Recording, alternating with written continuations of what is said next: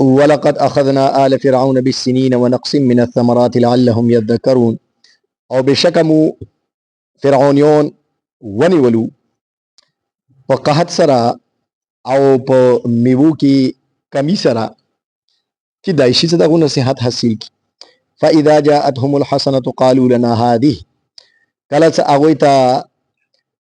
ښه خبره ورورسیږي نو یې څه دا خو دوی مو په واجده وان تصبهم سیئه یطیروا بموسی ومن معه او څه کله بعد ورورسیږي نه هغوی د موسی علیه السلام او د هغه د ملګرو نه حست یایي الا انما طائرهم عند الله ولكن اکثرهم لا يعلمون وره د هغوی قسمت خو الله سره دا خود هغوی کې اکثر خلک نه پوهیږي وقالوا مهما تأتنا به من آیة لتسحرنا بها هغو دا ویلو چې که ته څور را موته نشانې راوړې د خپل جادو سره فما نحن لك بمؤمنین مو په تو باندې ایمان نه راوړو اردو کې ترجمه کوم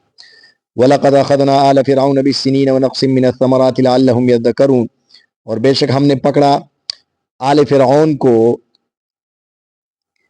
قحط کے ساتھ اور پھلوں میں کمی کے ساتھ تاکہ وہ نصیحت حاصل کریں فَإِذَا جَاءَتْهُمُ الْحَسَنَةُ قَالُوا لَنَا هَذِهِ جب ان کے پاس کوئی بھلائی آتی ہے تو کہتے ہیں یہ ہماری وجہ سے ہے وَإِن تُصِبْهُمْ سَيِّئَةٌ يَطَّيَّرُوا بِمُوسَىٰ وَمَن مَّعَهُ اور اگر انہیں کوئی برائی پہنچتی ہے تو وہ اسے موسیٰ علیہ السلام اور ان کے ساتھیوں کی نحوست قرار دیتے ہیں الا انما طائرهم عند الله ولكن اکثرهم لا يعلمون خبردار رہیے بے شک ان کی قسمت تو اللہ کے پاس ہے لیکن اکثر لوگ نہیں جانتے وقالوا مهما تأتنا به من آیة لتسحرنا بها فما نحن لك بمؤمنین انہوں نے کہا کہ تو جتنے بھی نشانیاں ہمارے پاس لے کر آئے تاکہ تو اس کے ذریعے ہم پر جادو کرے ہم تجھ پر ایمان لانے والے نہیں ہیں سلمان لو شدہ پکا بالا کا آغمڑے کا وَلَقَدْ أَخَذْنَا آلَ فِرْعَوْنَ بِالسِّنِينَ دیا یاد کہ اللہ رب العزت فرمائی چا مو آل فرعون دوی پکڑ مو وکڑلو سنین او نقص من الثمرات دوا قسمه عذابونه مور باندې امتحانونه مور باندې رو وستلو یو څکم دا کنه دوی باندې قحط سالی روغلله او دویا مور باندې دا روغللو چې په میوو کې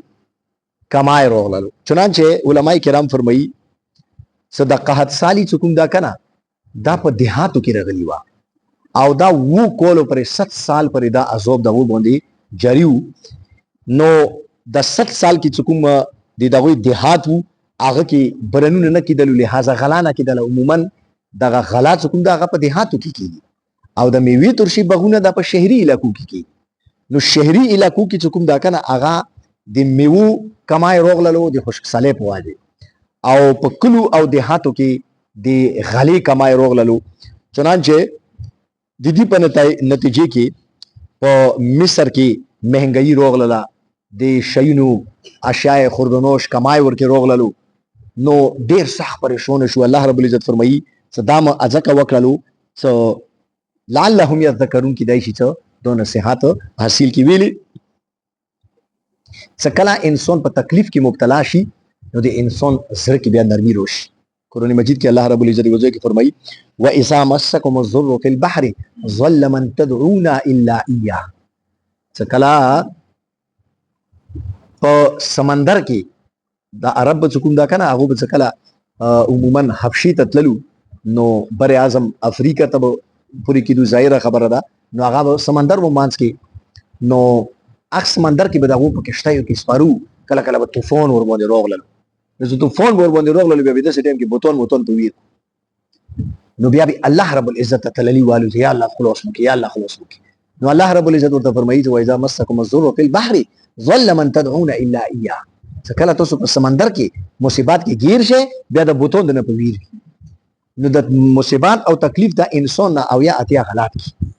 نو الله رب العزت فرمایي چې مو داغه مصیبات کې ځکه گرفتار کلو چې داغو تمو ور پر یوت شو فاذا جاءتهم الحسنه قالوا لنا هذه څکلا اغوتا خګړه وروراسي بلای وروراسي ګنو یی چې دای مو په واجی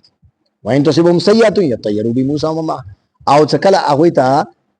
خرابي ورورسیږي نو بیا یی صدا خو د موسی علی السلام نحوست نعوذ بالله چنانچه مفسرین فرمایي چې حسننا مراد دی ځای کې وسعت رزق تا، صحت تا، امن دا، خوشحالي دا. یعنی دا شیان څه کله ورته ورسېږي، صحت ورته میلو شي، خوشحالي ورته میلو شي، امن ورته میلو شي، وسعت رزق ورته میلو شي، سبزا ورته میلو شي، برنونه ورته میلو شي، نو یی څه لنا هذه دایمو په واجه ده. دا به د فرعونیانو به د دې نسبت ځان ته کول. وان تصبهم یطیروا بموسی ومعه، او که خرابای ورته ور رسېدلی، یعنی خشکسالي ورته ور رسېدلی، بیماري ورته ور رسېدلی، بدامني ورته ور رسېدلی، مهنګایي راغللی، طوفان راغللی، بیا به یې څه یطیروا بموسی ومعه، نعوذ بالله، بیا به یې دا د موسی علیه السلام او د بني اسرائیل د دې ملګرو نحوست ته دا دغه منحوس خلک چې موږ نه وای، نعوذ بالله، بیا به چې کوم دا کنه موږ دا نه وای. چنانچه یهودیانو د مدینې والا هغوی به نعوذ بالله حضور اکرم صلی الله علیه وسلم سره اندانه منا بدفالی بخستله. دا بیلو چې د مدینې کې برنونه نه کیږي، د مدینې کې د اشیاء خوردنوش مهنګایي رغلی ده، دا نعوذ بالله محمد صلی الله علیه وسلم ته کله نه مکینه دی بوته رغله ده، دا مصیبت په مو باندې رغله ده، دا ټول د دین حسد ته. الله رب العزت ورته فرمایي چې دا سینه ده، الا انما طائرهم عند الله، د دوی قسمت خو الله سره ده. مطلب دا شاید چې دا نحوست سکوم دا کنه د چو شخصیت په واجی نه وي، دا د بدعملۍ په واجی. چنانچه یو حدیث شریف ټوکړه دا چې اطیرتو شرکن، چې دغه بدفالی خستل دا شرک ده. نیک شګون دا پیغمبر علیه السلام پسند کړه، نیک شګون خستای شي او بدفالی نشي خستای. یعنی دا عموما چې کوم دا ایمو خلک یې تیرا د دوی دونو مانس کې ودونه نه دی کول پکور، دا نحوست ده. وګوره دا شایست اسلام پیغمبر اسلام فرمایي دا شای شرکیه اعمال ده، دغه هغه خستل بدفالی خستل یاره دا توره پیشو مو کوم د مخته تیر شوله، لہذا دا شای اوس نه دی کول پکور، دا منحوس شو ده. نو دا نحوست وغیرہ دی نسبت چوته کول دا غلط کور ده. البته نیک شګون ته خستای شي، نیک شګون دي ته چې لکه فرض کیا یو سړی دا هغه تبلیغ ته لوړلو، فرض کیا مثال درکاو ایوی خیل یاری کې جهاد ته لوړلو، خو کور دی پاره لوړلو، نو دی هغه کور کې چې کوم د ډیلیوري شو، نو ته وایې چې یاره سړی چونکې یوې نیک لیارې کې لوړ ده، نو ان شاء الله امید لرو چې خدای پاک ورته خیر سره دغه معامله په خیر تماموي، خدای پاک په صحت سره او په هغه سره راحت سره دغه کیس ورته تماموي. نو دا نیک شګون د داته شریعت کې خستای شي، پیغمبر علیه السلام دا شی خواخ کړه ده، خو البته بدفالی. نو الله رب العزت فرمایي الا انما طائرهم عند الله، دی هغوی چې کوم نحوست ته هغه خو الله سره ده، دی هغوی چې کوم قسمت ته هغه دی الله په لوس کې ده. د نحوست محوست چې نشته دي، بس الله رب العزت تو عملون د کسي کا عملونه د نیک دي، نو ته خیر در پخی،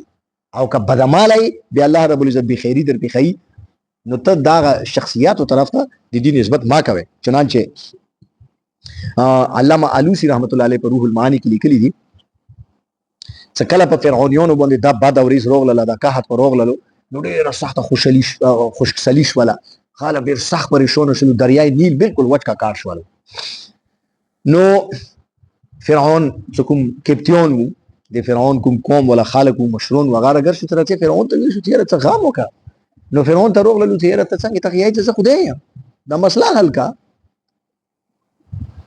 نو علامه علوسی رحمت الله علیه فرمایي چې نیمه شپه و نیمه شپه فرعون چې کوم دا کنه د وړې ولا خط وچولو او چپل کړي و بسلو د خمنډه چې کوم دا کنه هغه دریای نیل ته لوړلو، د دریای نیل په غټ مانس کې ودرېدل. او الله ته سوال وکړل چې یا رب العزت ته خپېږي چې دې مو دا یقین ده چې ته دا خشکسالي ختم کوای شي، دا تو ته پاتې ته څه دا مانو، نو یا رب العزت دا خشکسالي ته ختم کړه. چنانچه فرعون ته څنګه روغللو، یی چې دریای نیل څخه کوم دا کنه وګونه ډاک شول. نو علامه علوسی رحمت الله علیه فرمایي چې الله رب العزت دا کور وسره ځکه وکړو چې هغه ته ډیل ور کول، ځکه چې ان قریب دي پکړ الله رب العزت په علم کې روان وو، نو الله تعالی یو اخیری چانس وته ور کول چې چلو کیدای شي ته دې سره دو سبت شي، خو هغه لګیا شول کوم کې الټا غوري شروع کړل ځکه سي ایمو په واجب څنګه تاسو یې لزم ملا سم کې دا سم مکه. نو هغه سرکشي هغه اکړپن سکون دا کنه اخ فرعون کې اخیره پرې ور کېو. الله تعالی فرمایي چې وقالو مهما تاتینا به من آیه لتسحرنا بها، هغه الټا جواب کې وته ویلو چې حضرت موسی علیه السلام ته څه کته ډېر مت معجزې راوړې یا کنه هغه معجزو ته دغه دي جدونه ما ورکړه تاتینا به من آیت لتسحرنا بها تک ډېر ناخ کی مت راوړي د دې د پاره څه په مو جدو کې یعنی د موسی علیه السلام معجزات ته هغه دي جدو او د شوبدبازي نه ما ورکړه تک دا ډېر وکیا نو فما نحن لك بمؤمنین مو ایمان نه راوړو نو دا دومره سخت دل خلقو چنانچه حضور اکرم صلی الله علیه وسلم په دور کې منافقین څخه دا کنه د حضور اکرم صلی الله علیه وسلم په سبب شپه ورځ منځونه کول د پیغمبر علیه السلام معجزات په لیدل دي پیغمبر علیه السلام ولا اخلاقیات په لیدل د حضور اکرم صلی الله علیه وسلم دوره خوښتا اخلاق وو چې پیغمبر علیه السلام ته یو ورې چوک روغ لای هغه بغیر د ایمان اتللو نه ایمان به وروړل چنانچه کافرونو به خلک پیغمبر علیه السلام ته په ډول نه دوی کې ورڅه ما د تاسو جدوګار د خلیل سره کینی بس بیا غلط کرای بیا د ایمان راوړل